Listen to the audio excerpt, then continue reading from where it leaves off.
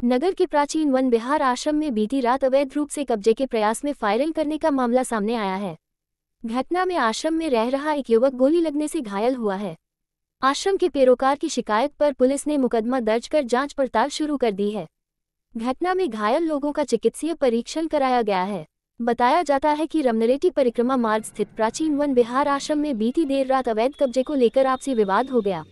बताया जाता है कि रात्रि करीब आधा दर्जन लोग आश्रम वन विहार में कब्जे का प्रयास करने के लिए बाउंड्री फांदकर अंदर प्रवेश कर गए और आश्रम पर कब्जा करने का प्रयास करते हुए फायरिंग करने लगे।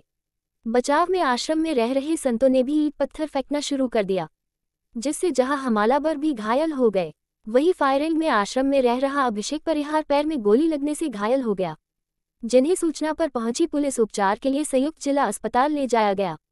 सोमवार की सुबह पुलिस ने आश्रम के पैरोकार राम निवास शिष्य महंत ललिता शरण की शिकायत 6 नामजद सहित अन्य लोगों के विरुद्ध संगीन धाराओं में मुकदमा दर्ज कर मामले की जांच शुरू कर दी गई है। आश्रम केयरटेकर स्वाति शुक्ला ने बताया कि आश्रम की लगभग 6 एकड़ भूमि को लेकर कोलकाता के रहने वाले अरुण शर्मा पुत्र स्वर्गीय गोपाल शर्मा से न्यायालय में मुकदमा चल रहा था। उक्त मामले में न्यायालय ने 2022 में फैसला उनके हक में दिया था।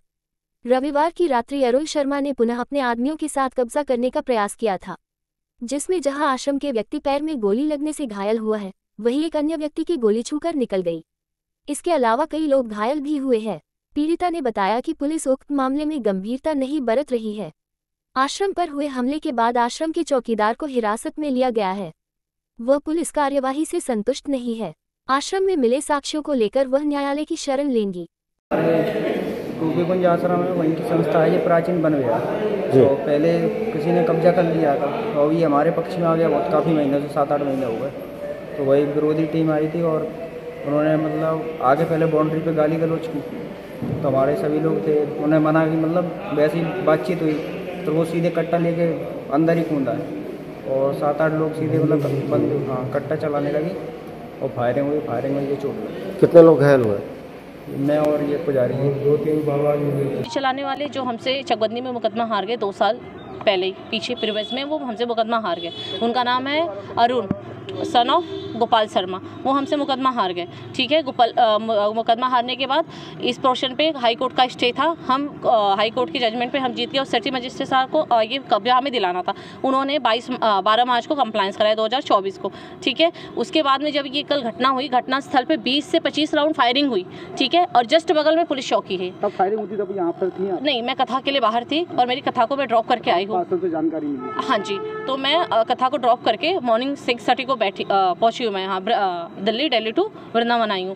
जब पुलिस चौकी के बगल में ही ये घटना घटी, 20 राउंड फायरिंग हुई, तब तक पुलिस नहीं आई। जैसे वो गायब हो गए तैसे इमीडिएट पुलिस पूरी फोर्स लेके मेरे आश्रम में आ गई।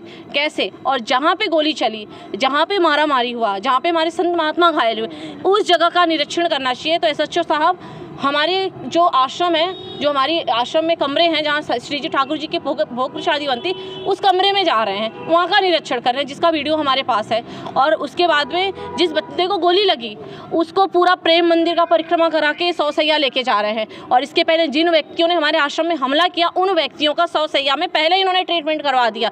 इसका मैं फुटेज माननीय योगी आदित्यनाथ जी से निवेदन करती हूँ, अगर इस तरह का उत्तर प्रदेश में शासन प्रशासन कार्य कर रहा है और पुलिस के ऊपर कोई कार्रवाई नहीं हो रही है और पुलिस के ऊपर अगर किसी का कंट्रोल नहीं है, तो साधु संत का समाज का ये बोलते साधु संतों के ये लिए हम सरकार में बैठे, तो साधु संत कहाँ सेफ हैं?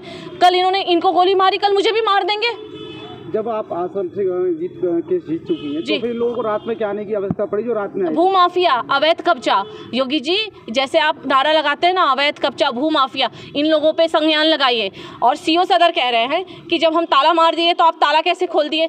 मैं ये जानना चाहती हूँ CO सदर से कि CO सदर हैं कौन कि मेरे प्राइवेट प्रॉपर्टी में वो कहीं भी आके ताला मार देंगे? सिटी मजिस्ट्रेट ने ऑर्डर का पोजीशन करके हमें दिया हुआ है और CO कभी आ जाएंगे, कभी SHO आ जाएंगे, कभी भी हमारे प्रॉपर्टी में कोई ताला कैसे लगा सकते हैं? ये है कौन? क्या माननीय सर्वोच्च न्यायालय के आदेश की अवहेलना करने का इन्होंने कसम खाया है? कोर्ट के आदेश का अनुपालन ये नहीं करेंगे, शासन प्रशासन इनके ऊपर कोई कार्रवाई नहीं करेगी, तो भैया कैसे साधु संतों की समाज चलेगी? आप कैसे कह रहे हो कि ये साधु संतों की समाज है?